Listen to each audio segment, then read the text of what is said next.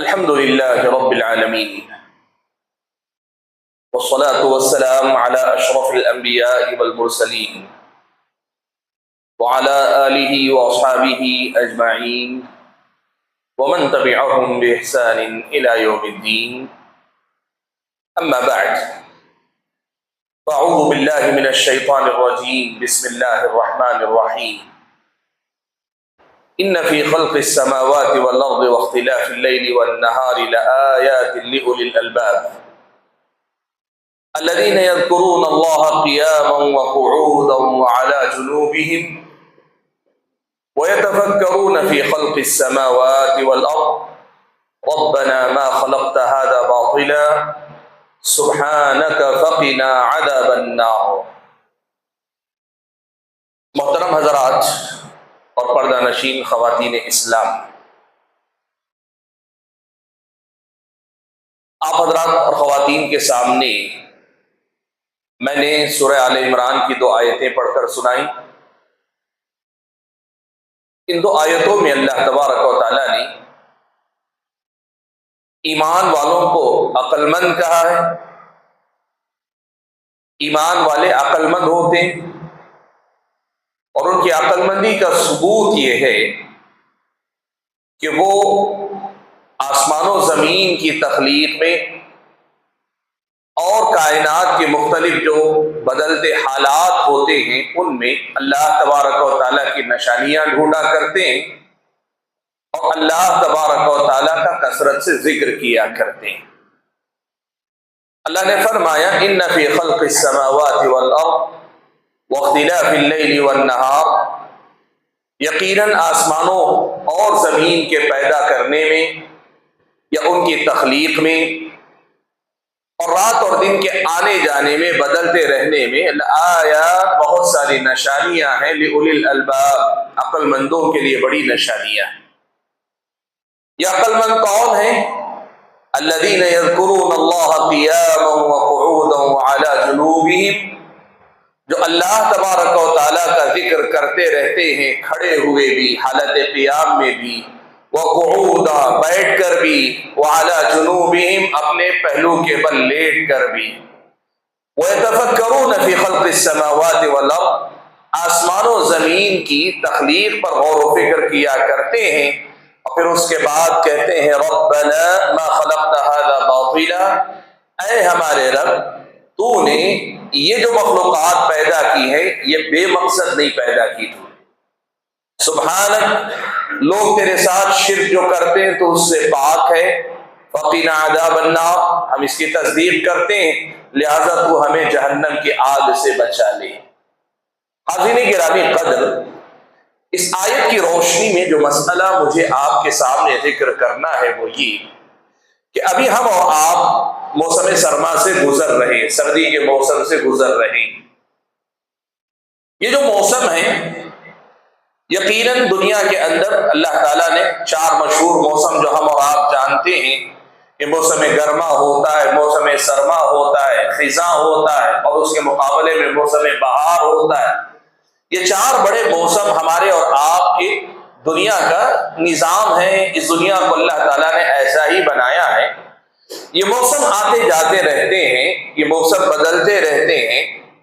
ایک عام انسان کے لیے یہ موسموں کا بدلنا صرف بدلنا ہے، لیکن ایک ایمان والے کے لیے ان بدلتے موسموں میں عبرت کا بڑا سامان ہوتا ہے. ایمان والے ان بدلتے موسموں میں اپنے لیے بہت ساری رہنمائی دیکھتے ہیں، بہت ساری اللہ تعالیٰ کی طرف سے ہدایات دیکھتے ہیں. اسی کی روشنی میں سب سے پہلے میں چاہتا یہ ہوں کہ آپ حضرات اور خواتین کے سامنے موسم سرما سے متعلق کچھ بنیادی تعلیمات کی یاد دہانی کروا دوں تاکہ ہم اور آپ بدلتے موسم میں بجائے اس کے کہ موسم کی سختی، سردی پڑ رہی ہے یا سردی بڑھتی گھٹتی نظر آتی ہے تو اس کی وجہ سے عبادتوں میں پیچھے ہونے کے بجائے بدلتے موسم میں اسلامی شریعت کی دی ہوئی سہولتیں کیا کیا ہیں، اللہ تعالیٰ نے کیسے ان موسموں میں بھی اس کی اپنی بندگی کرنے، اللہ کا ذکر کرتے رہنے کا حکم دیا ہے، اس حوالے سے کچھ باتیں آپ کے سامنے رکھتا ہوں. سب سے پہلی بات تو میں آپ کے سامنے رکھوں گا کہ پیارے نبی صلی اللہ علیہ وسلم کی ایک بڑی مشہور حدیث ہے جس کا معنی عام طور پر لوگ غلط سمجھتے ہیں۔ آج ہم اسی سے ابتدا کریں گے، پہلے اس حدیث کا صحیح معنی سمجھ لیں گے۔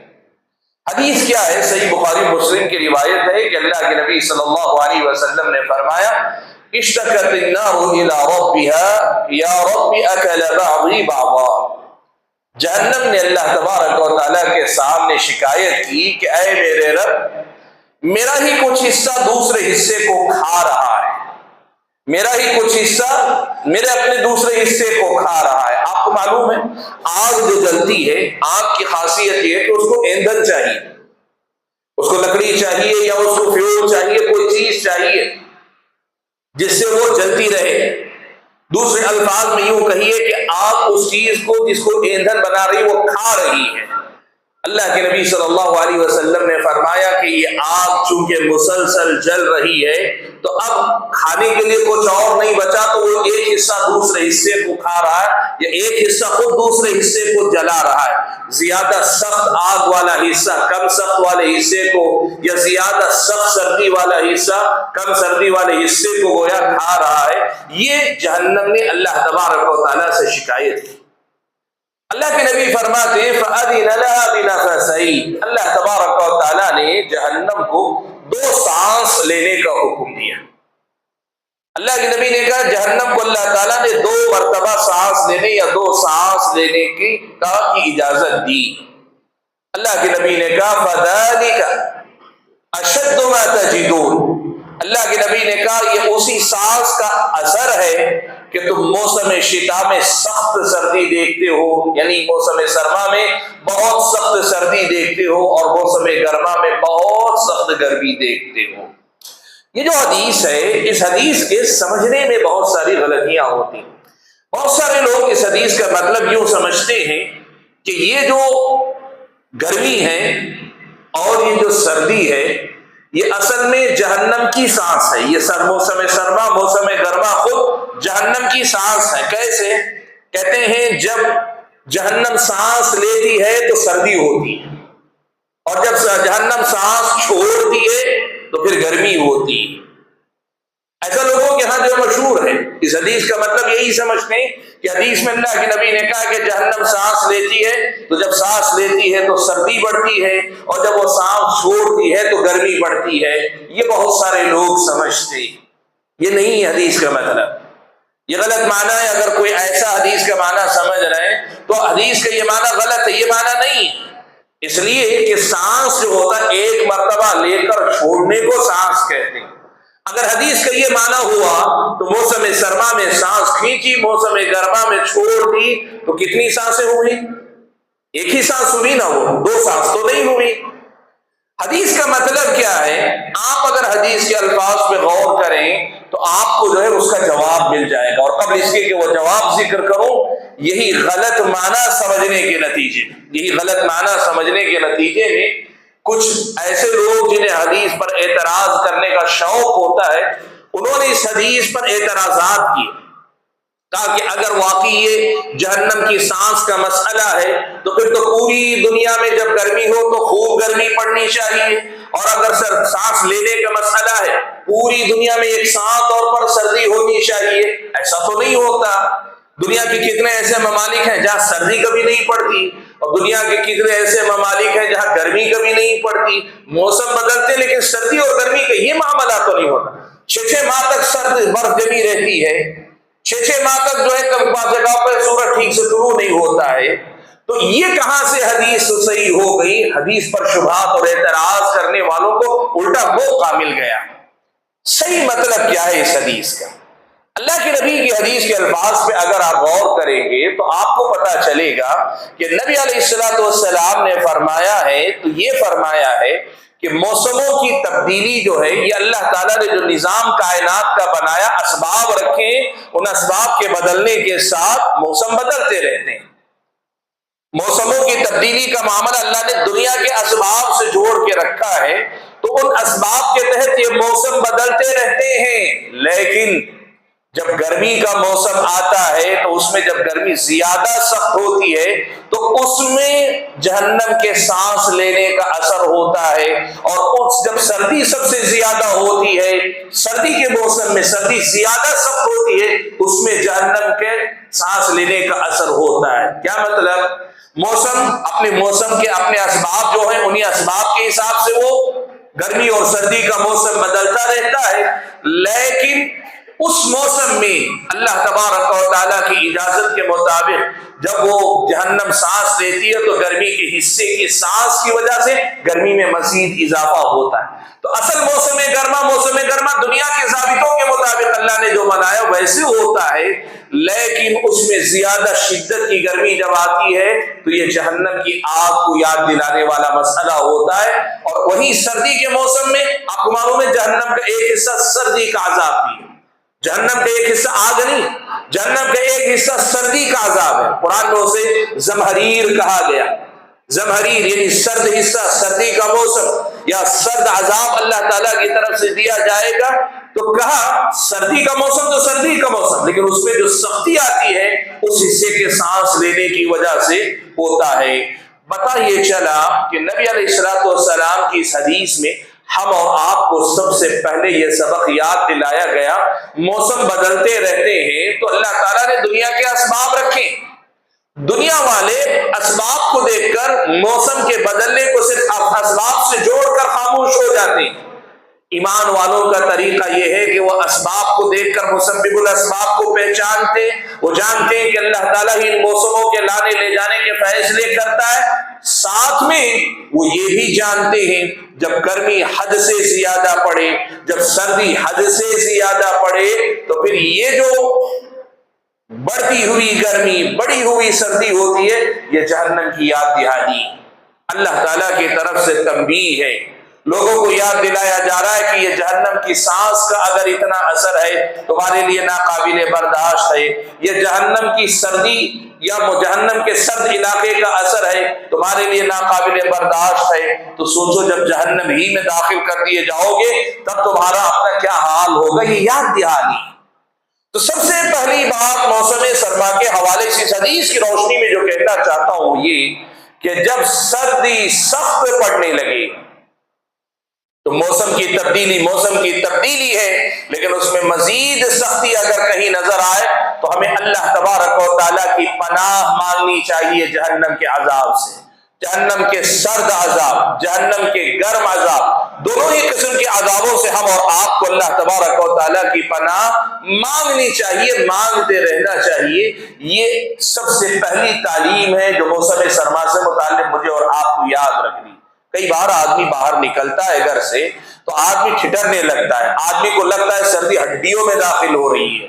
ہمارے اپنے علاقوں میں نسبتاً کم ہے، لیکن آپ اگر ہمارے اپنے ملک کے یا دنیا کے دوسرے علاقوں میں اگر جائیں گے اتنی سخت ٹھنڈی پڑتی ہے کہ لوگوں کا گھروں سے نکلنا مشکل ہوتا ہے۔ ایسے موقع پہ اللہ تبارک و تعالیٰ کے عذاب کو یاد کرنا اور اس کے نقصانات سے بچنے کے لیے اللہ تعالیٰ کی پناہ مانگنا، یہ ہماری اور آپ کی ذمہ داری بنتی ہے۔ دوسری اہم بات موسم سرما سے متعلق جو آپ کو بتانی ہے وہ یہ کہ پیارے نبی صلی اللہ علیہ وسلم نے موسم سرما کے بارے میں ایک بات کہی، ایسا ایک حدیث میں ہمیں اور آپ کو ملتا ہے۔ وہ حدیث کیا ہے؟ پیارے نبی صلی اللہ علیہ وسلم نے فرمایا الشتاء ربیع المؤمن، موسم سرما جو ہوتا ہے وہ مومن کا موسم بہار ہوتا ہے، لیکن یہ روایت ضعیف ہے، یہ روایت صحیح سند سے اللہ کے نبی صلی اللہ علیہ وسلم سے ثابت نہیں۔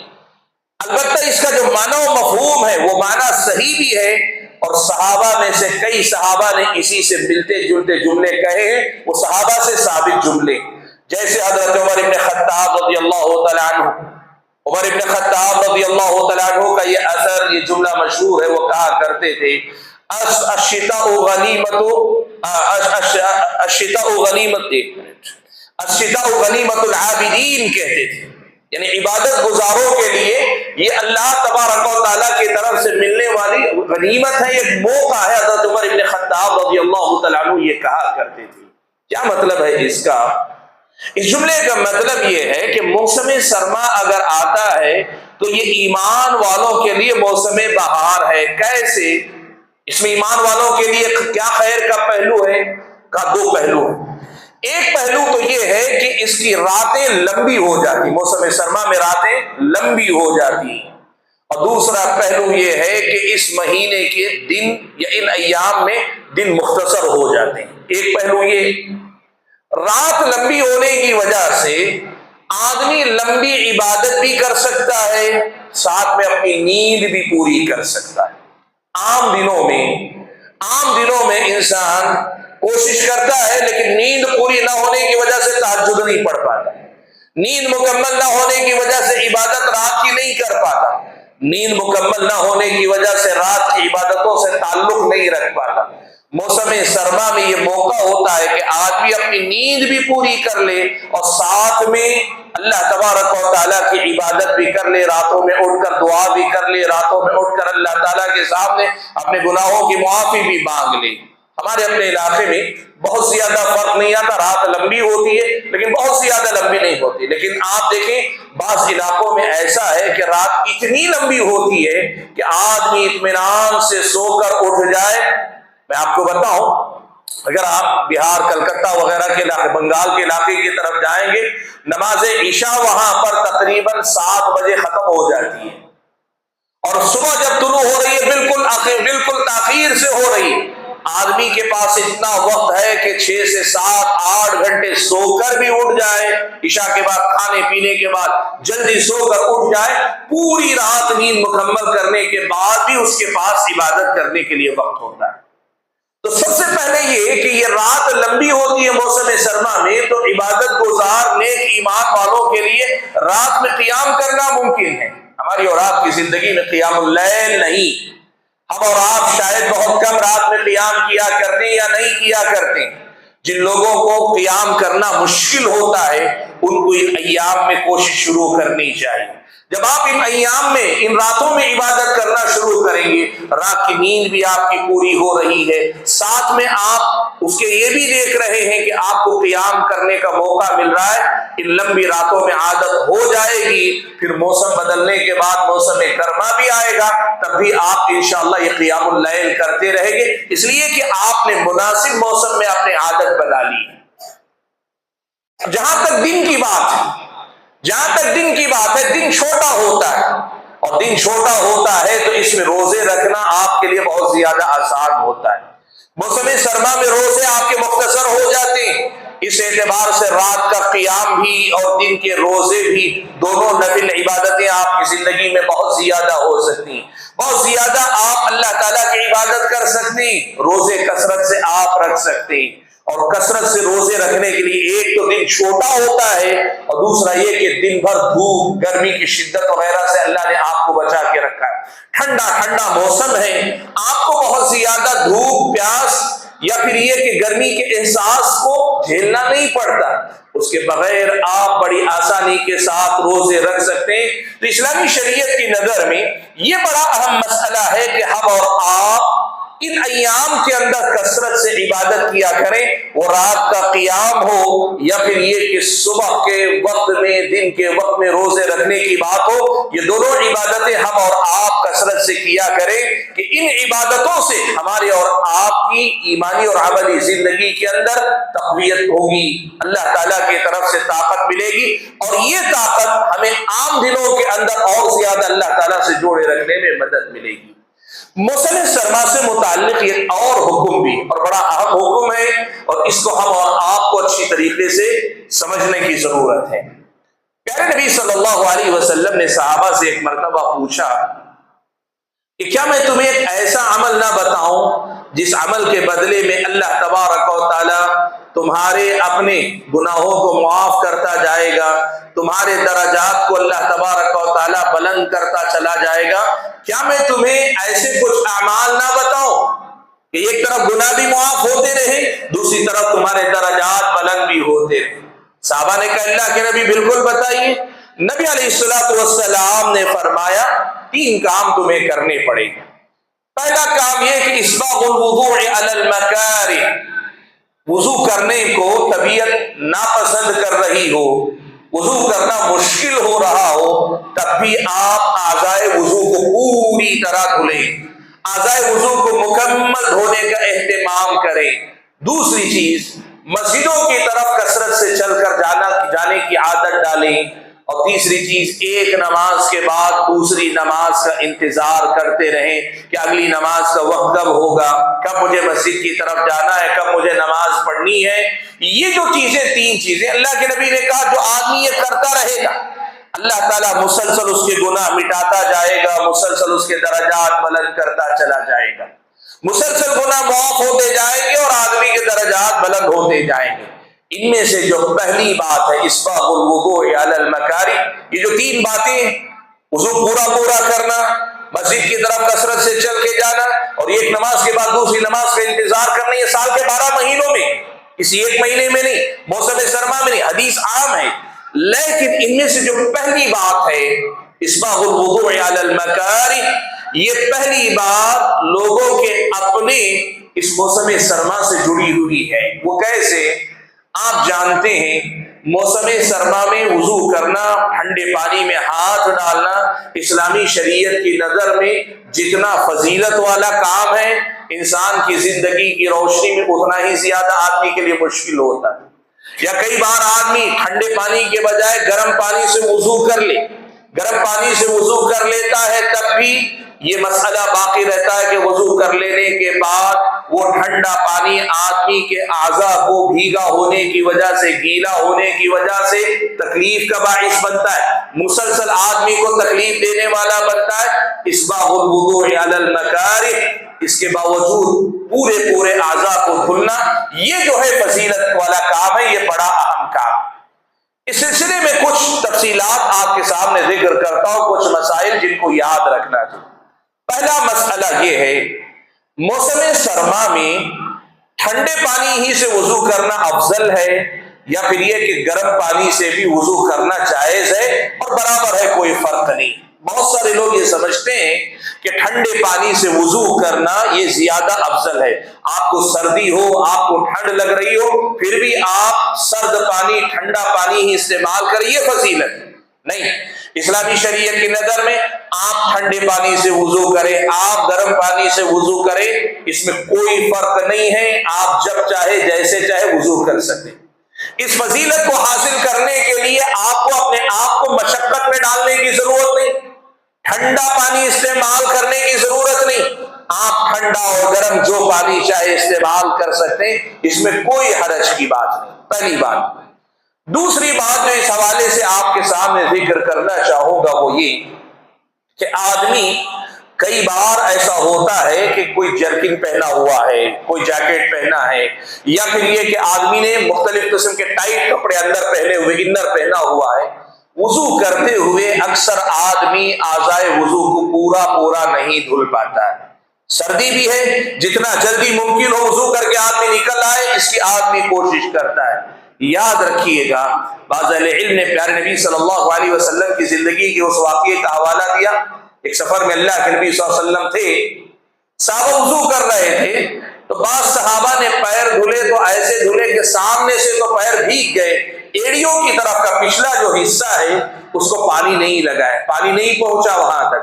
तो आप सल्लल्लाहु अलैहि वसल्लम ने फरमाया, वैलुल लिल अक़ाबि मिनन नार, ये जो एड़ियां हैं जो गीली नहीं हुई, भीगी नहीं है, अल्लाह ताला की तरफ से ऐसी एड़ियों के लिए वैल है, यानी वईद है जहन्नम की, या हलाकत की, बर्बादी की वईद है। अहले इल्म ने कहा जो लोग मौसम सरमा में वुजू करते हुए अपने आज़ाए वुजू को धुलने की फिक्र ठीक से नहीं करते हैं, अल्लाह ना करे कहीं वो इस वईद में दाखिल हो सकते। लिहाजा करना क्या है, आपको और हमको अपना आज़ाए वुजू पूरे धुलने। खास तौर पर अगर आप देखेंगे जब आदमी वुजू करता है ना, तो आदमी का हिस्सा यहां तक धुल गया है इसे पानी से, लेकिन ये जो हिस्सा होता है नीचे की तरफ का हिस्सा, कोनी की तरफ का हिस्सा, ये होना चाहिए, कोनी पूरी होनी चाहिए। आदमी को अपने आज़ा पूरे धुलने चाहिए। और ऐसे ही पैरों में भी आपके अपने टखने से ऊपर का हिस्सा, टखनों तक आपको जो पूरा धुलना, टखने किनारे वाली जो हड्डियां होती उनसे ऊपर मुकम्मल होना चाहिए। चेहरा भी मुकम्मल धुलना चाहिए आदमी को, पेशानी जो बाल यहाँ शुरू होते वहां से लेके ठुड्डी तक, और एक कान के इस हिस्से से लेके दूसरे का हिस्से तक पूरा हिस्सा आदमी को धुलने का एहतमाम करना चाहिए। یہ خیال رکھیں کہ موسم سرما میں ہم سے ایسی غلطیاں بہت ہوتی، آدھا ادھورا وضو یا نہ مکمل اعضا ہم اور آپ دھلنے والے غلطی کرتے ہیں۔ تیسری ایک اہم بات جو اسی سے جڑی ہوئی ہے، اور آپ چاہیں تو ایک اور مستقل مسئلے کے طور پر اس بات کو دیکھنے، اسلامی شریعت نے ہم اور آپ کو موسم سرما میں اس بات کی اجازت دی ہے کہ ہم اور آپ اگر پانی کے استعمال سے بیمار ہونے کا ڈر رکھتے ہیں تو ہم وضو نہ کر کے تیمم کر سکتے ہیں، ہم وضو نہ کر کے تیمم کر سکتے ہیں۔ بہت سارے لوگوں کا یہ مسئلہ ہے، وہ کیا کرتے ہیں، اس چیز کو سمجھنے میں غلطی کرتے ہیں۔ ایک تو یہ سمجھتے ہیں پانی استعمال کرنے میں تکلیف ہوتی ہے، مشقت ہوتی ہے، ٹھنڈا ٹھنڈا پانی لگتا ہے، تو لوگ یہ سمجھتے ہیں کہ اسلامی شریعت اتنی مشکل نہیں ہے، چھوٹ اسلامی شریعت میں تیمم کر لیتے ہیں۔ نہیں، دو مسئلوں میں فرق کیجیے آپ۔ ایک ہے پانی کے استعمال کرنے میں تکلیف ہونا، اور دوسری چیز ہے پانی کے استعمال کرنے سے آدمی کے بیمار ہو جانے کا ظن غالب ہے، یا آدمی کو لگتا ہے کہ بیمار ہو جائے گا۔ صرف یہ ڈر نہیں، جس کو کہیں کہ ہاں غالب گمان ہے کہ آدمی بیمار ہو جا سکتا ہے، یہ دو چیزوں میں فرق ہے۔ آپ اسلامی شریعت کی اس رخصت سے پورا فائدہ اٹھائیں۔ اگر سردی اتنی زیادہ ہے کہ ٹھنڈے پانی سے یا پھر گرم پانی سے وضو کرنے کے بعد آدمی کے بیمار ہو جانے کا اندیشہ ہے، تو اسلامی شریعت آپ کو کہتی ہے کہ آپ بالکل وضو کر سکتے ہیں، یا آپ کی بالکل تیمم کر سکتے ہیں، اور تیمم کر کے آپ اپنی نماز ادا کر لے سکتے ہیں۔ لیکن اگر بیمار ہونے کا ڈر نہیں، صرف پانی کے استعمال سے تکلیف کا ڈر ہے کہ ٹھنڈا ٹھنڈا لگے گا، طبیعت کو ناگوار گزرے گا، تو ایسی صورت میں یہ رخصت ہم اور آپ کو نہیں ہوگی۔ موسم سرما میں یہ دونوں پہلو ہوتے ہیں۔ کچھ لوگ اسلامی شریعت کی اس رخصت سے فائدہ نہیں اٹھانا چاہتے، بیمار ہوتے بلکہ بیمار رہتے ہیں، بیماری کی حالت میں ہوتے ہیں، پھر بھی پانی استعمال کرنے کے ڈر پے ہیں، تیمم کی فضیلت سے محروم رہنا چاہتے ہیں، وہ نہیں چاہتے کہ تیمم کریں۔ اور دوسری طرف بڑا مسئلہ یہ بھی ہے کہ کچھ لوگ آسانی کے نام پہ کہتے ہیں دین ہمارا اتنا مشکل نہیں ہے، دین تو بہت آسان ہے، ہم لوگ باقاعدہ وضو نہیں کریں گے، تیمم پر بس کر لیں گے۔ نہیں، ضابطہ یہی یاد رکھیے، تکلیف کا ہونا الگ ہے، مشقت کا ہونا الگ ہے، اور آدمی کے بیمار ہو جانے کا معاملہ الگ ہے۔ اگر بیمار ہونے کا ڈر ہے تب اس رخصت سے فائدہ اٹھائیں، ورنہ پھر آپ کو وضو ہی کرنا پڑے گا۔ موسم سرما سے متعلق ایک بڑا ہی اور اہم مسئلہ ہے جس کا تذکرہ آپ کے سامنے ذکر کرنا ہے، جس کا تذکرہ کرنا ہے، وہ کیا ہے؟ وہ مسئلہ ہے موزوں پر مسح کرنا، ساکس پر مسح کرنا جسے ہم کہتے ہیں، موزوں پر مسح کرنا۔ اسلامی شریعت نے ہم اور آپ کو یہ رخصت دی ہے کہ ہم اگر موزے پہنے ہوئے ہیں تو موزوں پر مسح کر سکتے ہیں۔ تجربے کی روشنی میں لوگ یہ بتاتے ہیں، آپ نے بھی دیکھا ہوگا، ہو سکتا ہے آپ کا بھی تجربہ ہو، کہ سردی کے موسم میں آدمی اگر پیروں پہ موزے پہن لے اور کانوں کو آدمی ڈھک لے تو سردی کا احساس بہت حد تک ہٹ جاتا ہے، یا کئی بار آدمی سردی کی تکلیف سے بچ جاتا ہے۔ اسلامی شریعت نے یہ چھوٹ دی ہے کہ ہم موزے پہنے رہیں، موسم سرما میں موزے پہن کر ہم موزوں کو اوپر اس پر مسح کر لیں، پیر دھلنے کی ضرورت نہیں ہے۔ یہ رخصت اسلامی شریعت نے عام سال کے 12 مہینے بھی ہے، لیکن اس رخصت کا فائدہ ہم موسم سرما میں اٹھا سکتے ہیں۔ لیکن موزوں پر مسح کے سلسلے میں کچھ تعلیمات ہیں، کچھ باتیں جن کا ہم اور آپ کو خیال رکھنا چاہیے۔ سب سے پہلا مسئلہ یہ دیکھ لیں، موزے جو اصل میں عربوں کے ہاں ہوتے تھے وہ چمڑے کے ہوتے تھے۔ آج آپ بھی دیکھتے ہوں گے بسا اوقات چمڑے کے لوگ پہنا کرتے ہیں موزے، وہ موزے اصل موزے جن کو خفین کہا جاتا ہے، المسح علی الخفین، ان کو خفین کہا جاتا ہے۔ لیکن اس سے ہٹ کر ہم ساکس پہنتے ہیں، وہ جو کپڑے سے دھاگے سے بنے ہوئے ہوتے ہیں ساکس، جو جوتوں کے ساتھ ہم پہنتے ہیں، یا جوتوں کے بغیر گھروں میں موٹے اولن کے پہنتے ہیں، یا دوسرے بہت سارے، ان موزوں پہ مسح کیا جا سکتا، ان ساکس پہ، ان موزوں پہ مسح کیا جا سکتا ہے کہ نہیں کیا جا سکتا؟ ایک مسئلہ سب سے پہلے سمجھ لیں۔ دیکھیے فقہ حنفی میں علماء احناف کے پاس یہ ہے کہ ایسے موزوں پر جو کپڑے کے بنے ہوئے ہو مسح کرنا جائز نہیں، وہ مسح کو جائز نہیں مانتے، کہتے ہیں صرف خفین پر جائز ہے، اور خفین چمڑے کے ہوا کرتے، چمڑے کے موزوں پر ہی مسح کیا جا سکتا ہے، اس پر نہیں ہو سکتا۔ آپ کو معلوم ہے یوٹیوب پر آپ نے اکثر دیکھا ہوگا ریل جن کی بہت زیادہ چلتی ہے، مفتی طارق مسعود صاحب پاکستان کے ایک دیوبندی مکتب فکر سے تعلق رکھنے والے عالم دین ہیں، انہوں نے یہ بات بارہا کہی ہے کہ اہل حدیث حضرات جو ساکس پر وضو کر لیتے ہیں، مسح کر لیتے ہیں، ان کا وضو صحیح نہیں ہوتا، اسی لیے ان کی نماز بھی صحیح نہیں ہوتی۔ اور اگر ایسا کوئی امام جو ساکس پہنے ہوئے اور ساکس پر مسح کر کے امامت کر رہا ہے تو ایسے لوگوں کے، ایسے امام کے پیچھے پڑھنے والے لوگوں کی بھی نماز نہیں ہوتی۔ مفتی طارق مسعود صاحب نے یہ بات کئی جگہ پہ کہی ہے، کئی کلپ میں انہوں نے یہ بات کہی۔ دیکھیے مسئلہ یاد رکھیے، پیارے نبی صلی اللہ علیہ وسلم سے صحیح حدیث کے ساتھ، صحیح سند کے ساتھ یہ حدیث ثابت ہے کہ نبی علیہ السلام نے جوربین پر بھی مسح کیا۔ عربی زبان میں جورب کہتے ہیں خفین وہ جو چمڑے سے بنے ہوتے ہیں، جوربین جو کپڑے سے بنے ہوتے ہیں۔ اللہ کے نبی سے خفین پر مسح بھی ثابت ہے، جوربین پر مسح کرنا بھی اللہ کے نبی صلی اللہ علیہ وسلم کی تعلیمات میں ہے۔ تو اللہ کے نبی صلی اللہ علیہ وسلم کی حدیث سے جب مسئلہ ثابت ہے تو پھر یہ فرق کرنا کہ اگر آپ کے ساکس کپڑے کے سلے ہوئے، کپڑے کے بنے ہوئے ہیں تو پھر آپ اس پہ مسح نہیں کرتے، یہ غلط مسئلہ۔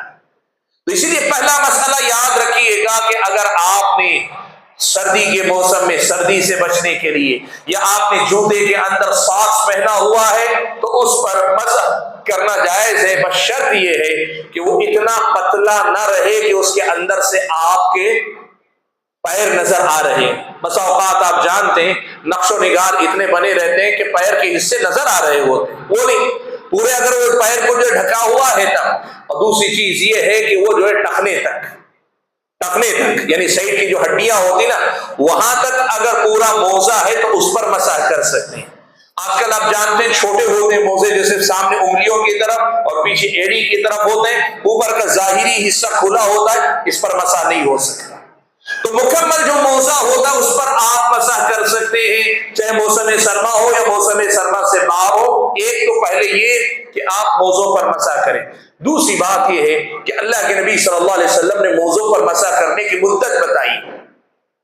مسافر اگر ہیں تو ایک مرتبہ موزے پہننے کے بعد 3 دن تک نکالے بغیر، 3 دن تک آپ کو استنجا جانے کی ضرورت پیش آ رہی ہے، آپ قضاء حاجت کر رہے ہیں یا آپ کا وضو بار بار ٹوٹ رہا ہے، آپ بار بار وضو کر کے اس پہ مسح مسلسل کرتے رہ سکتے ہیں، ایسا 3 دن تک کر سکتے ہیں۔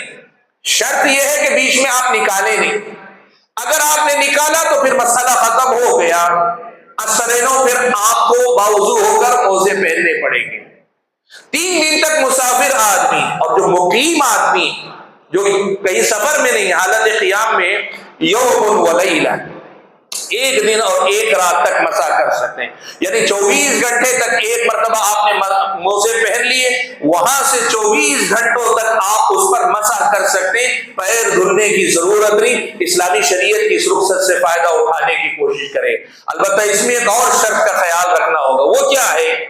آپ موزوں پر مسح تبھی کر سکتے ہیں جب آپ نے موزوں کو وضو کی حالت میں پہنا ہو، پاکی کی حالت میں پہنا، یعنی آپ باوضو تھے پھر آپ نے موزے پہن لیے، ساکس پہن لیے، تب آپ اس پر مسح کر سکتے ہیں۔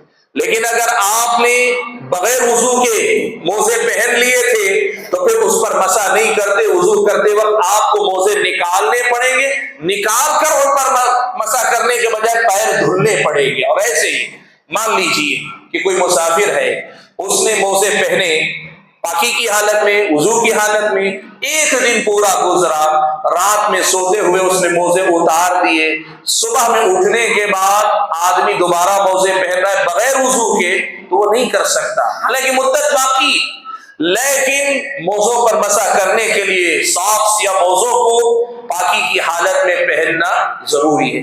تو اسلامی شریعت کی دی ہوئی رخصتوں کا خیال رکھتے ہوئے ہم اور آپ موزوں پر مسح کرتے ہوئے اللہ تبارک و تعالیٰ کی دی ہوئی رخصت سے فائدہ اٹھائیں۔ موسم سرما سے متعلق ایک اور بڑی اہم ہدایت ہے جو ہم اور آپ کو شریعت مطہرہ کے اندر ملتی ہے۔ حضرت عمر بن خطاب رضی اللہ تعالیٰ عنہ، ابن رجب حنبلی رحمۃ اللہ علیہ نے اپنی کتاب کے اندر یہ اثر نقل کیا ہے اور اسے انہوں نے صحیح قرار دیا ہے کہ حضرت عمر بن خطاب جیسے ہی موسم سرما آتا لوگوں کو ہدایت جاری کرتے، کہتے کہ لوگوں تیاری کرو، اس لیے کہ البرد عدو دخولہ سریع، کہتے تھے کہ یہ سردی جو ہے انسان کی ایسی دشمن ہے جو بڑی آسانی سے انسان کے جسم میں داخل ہو جاتی ہے، لیکن بڑی مشکل سے پھر انسان کے جسم سے باہر نکل پاتی ہے۔ سبحان اللہ، یہ جو تعلیم ہے یہ بڑی اہم ہے، ہمارے اپنے زمانے کے حالات کے اعتبار سے بڑی اہم تعلیم ہے۔ کیوں؟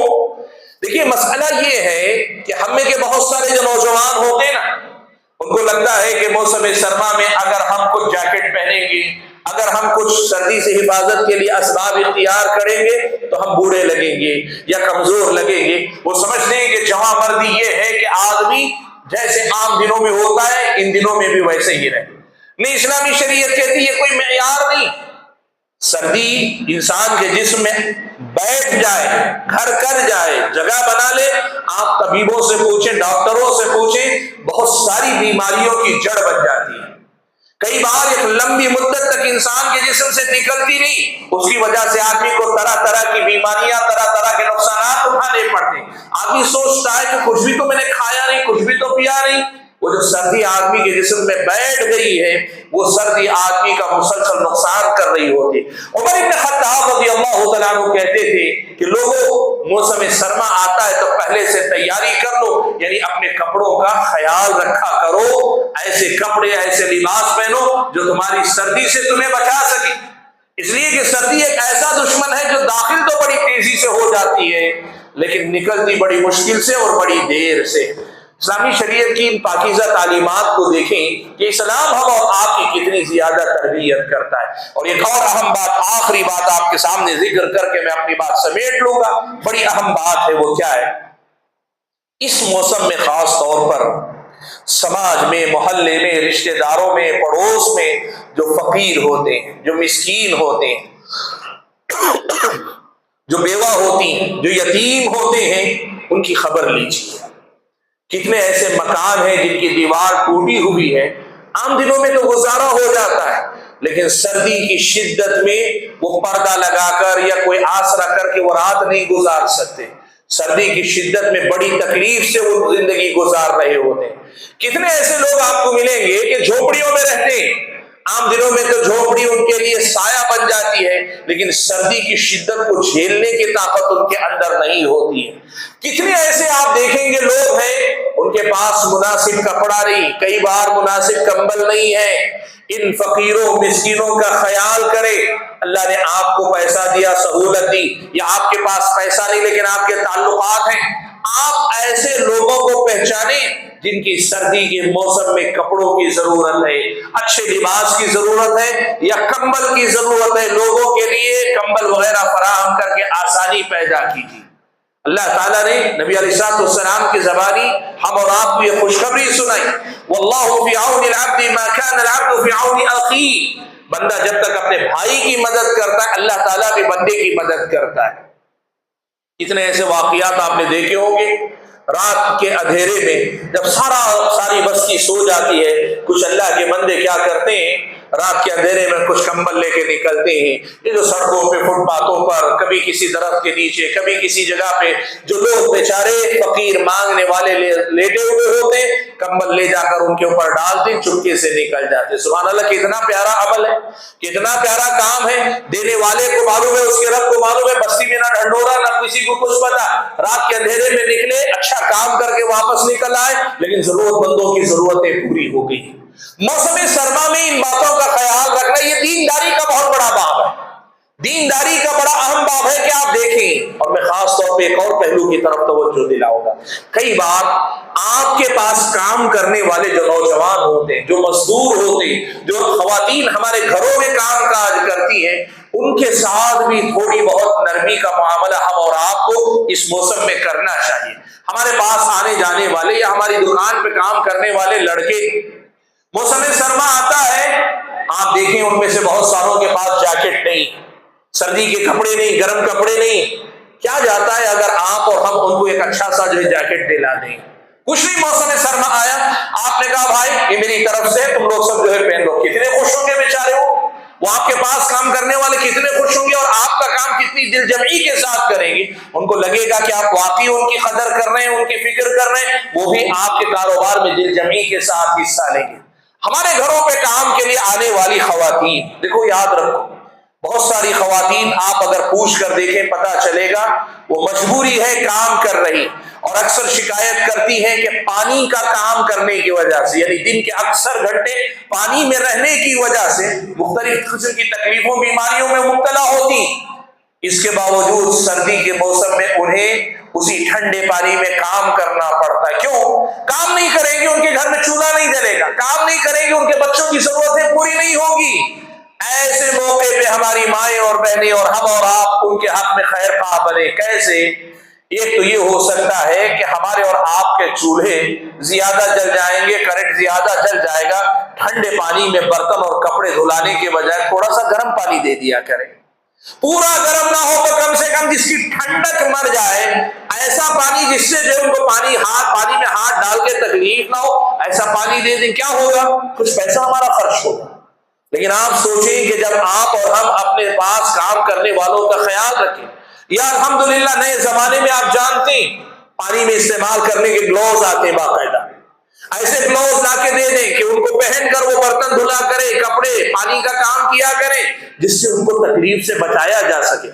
اسلامی شریعت کی نظر میں یہ سارے کام وہ کام ہیں جہاں سے ہم اور آپ اپنے مسلمان بھائی، اپنی مسلمان بہنوں کے خیر خواہ بن کر ہم ان کی مدد کر سکتی۔ اسلامی شریعت نے ہم اور آپ کو ان باتوں کا خیال رکھنے کی تاکید کی، جس کا حکم ہم اور آپ کو دیا ہے۔ تو بتانا یہ ہے، میں نے کچھ مثالیں دی، آپ اگر آنکھیں کھلی رکھیں، اپنے آس پاس دیکھتے رہیں، کتنے ایسے لوگ ہوں گے جو اس سردی کے موسم میں کسی بھی وجہ سے پریشان ہو رہے ہوں، کام کرنے پہ مجبور ہیں، وہ نکل رہے کام کرنے پہ مجبور ہیں، لیکن اگر ان کی مجبوری میں ہم اور آپ مددگار بن جائیں، اللہ تبارک و تعالیٰ کو راضی کرنے کا بہت بڑا موقع، اللہ کو خوش کرنے کا بہت بڑا موقع۔ ہمارے اپنے نوجوان مثال کے طور پر آپ لوگ آج ہی دیکھ لیں، آج باہر نکل جائے، رات میں 11 بجے کے بعد گھر سے نکلیں، آپ تیار ہو کر دیکھیں کہاں کون ایسے مجبور ہیں، کن کے گھر ٹوٹے ہوئے آپ معلوم کریں، کن کے گھروں کے اندر صحیح انتظام نہیں، کمبل نہیں، بستر نہیں، یا بچے خاص طور پہ صبح سویرے جو بچے اسکولوں کو جاتے ہیں سردی کے اس موسم میں سردی کو جھیلتے ہوئے، دیکھیں جن غریب گھرانوں کے بچوں کے پاس سردی کا لباس پورا نہیں، ان کے لیے ایسا لباس فراہم کرے کہ وہ بچے آرام سے اپنے اسکول جا کر آ سکیں۔ اسلامی شریعت کی تعلیمات کو یاد رکھنے کی کوشش کریں۔ حاضرین گرامی قدر، بات یہ ہے کہ حقیقت میں میرے سامنے گفتگو آپ کے سامنے کرنے کے لیے کئی موضوعات تھے، یہاں کے حالات کے حساب سے بھی کچھ موضوعات میرے سامنے تھے، لیکن میں نے ان سارے موضوعات کو چھوڑ کر اس موضوع کا انتخاب خاص طور پہ اس لیے کیا کہ یہ جو موسم سرما کے حالات ہیں، ان میں ان تعلیمات کا ہم خیال رکھیں گے تو یوں سمجھیے کہ موسم سرما آنے کی وجہ سے ہم ایڈوانٹیج لے رہے ہیں، ہم اس کا ایڈوانٹیج لے رہے ہیں، یعنی ہم زیادہ عبادت کر پا رہے ہیں اگر ان تعلیمات کا خیال رکھ رہے ہیں۔ لیکن اگر ان تعلیمات کا خیال نہیں رکھیں گے تو موسم سرما ہماری عبادتوں کی راہ میں رکاوٹ بن جائے گا، الٹا ہم اور آپ بہت ساری نیکیوں سے دور ہوتے چلے جائیں گے۔ اسی لیے میں نے یہ مناسب سمجھا کہ آپ حضرات اور خواتین کے سامنے موسم سرما کے حوالے سے یہ جو اسلامی شریعت کی کچھ متفرق تعلیمات ہیں وہ رکھ دوں۔ اللہ سے دعا کیجیے کہ اللہ تعالیٰ مجھے اور آپ سبھی حضرات اور خواتین کو ان باتوں کو سمجھنے، ان کو یاد رکھنے اور ان کی روشنی میں عمل پیرا ہو کر اللہ تعالیٰ کے پاس اپنے آپ کو کامیابی سے ہمکنار کرنے کی توفیق عطا فرمائے۔ آمین۔ وآخر دعوانا الحمد للہ رب العالمین۔